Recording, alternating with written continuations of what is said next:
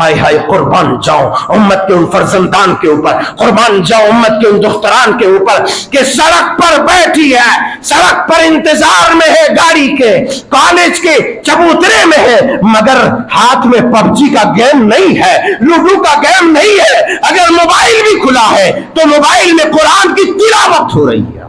تو فرط حیرت سے میری آنکھیں پھٹی کے پھٹی رہ گئی۔ اللہ اکبر!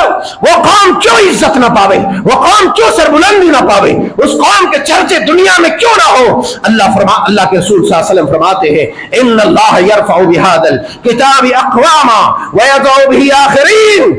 اللہ اکبر! اس عظیم کتاب کی برکت سے بہت ساری قوموں کا اللہ عروج دیتا ہے، ترقی دیتا ہے، سربلندی دیتا ہے، اور بہتوں کو نقبت و پستی کے گہری کھائی میں اسے ڈھکیل کر گرا دیتا ہے۔ پڑھ نہیں سکتے، سن نہیں سکتے، تو پھر یہ تمہاری دیوالیہ پنی ہے، تمہاری بدقسمتی ہے، تمہاری خلاشیت ہے، تمہاری غربت ہے کہ تم وہ قرآن، جس قرآن کے بارے میں اللہ کے پیارے حبیب علیہ السلام نے فرمایا تھا اقرأوا القرآن فإنه يأتي يوم القیامة شفیعا لأصحابه، اے لوگوں قیامت کے دن تمہیں کوئی بچانے والا نہیں ہوگا، تمہارا کوئی سفارشی نہیں ہوگا، مگر اگر تم قرآن پڑھنے والا ہوگا، قرآن کی تلاوت کرنے والا ہوگا تو یہ قرآن تمہارے لیے سفارشی بن کر کے۔ ہم کو تھوڑا وقت ملتا ہے تو فیس بک تھوڑا چیک کر لیتے ہیں، انسٹاگرام میں میرے ویڈیوز کو کون کتنا لائک کیا، کیا کمنٹ کیا ہے، اور لولی سو بیوٹی کیوٹ یہ وہ۔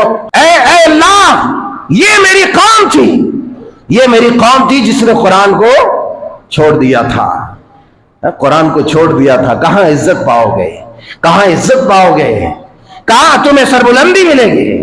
قرآن میں سربلندی ہے، قرآن میں برکت ہے، قرآن میں عزت ہے، اس لیے قرآن کی تلاوت کرو۔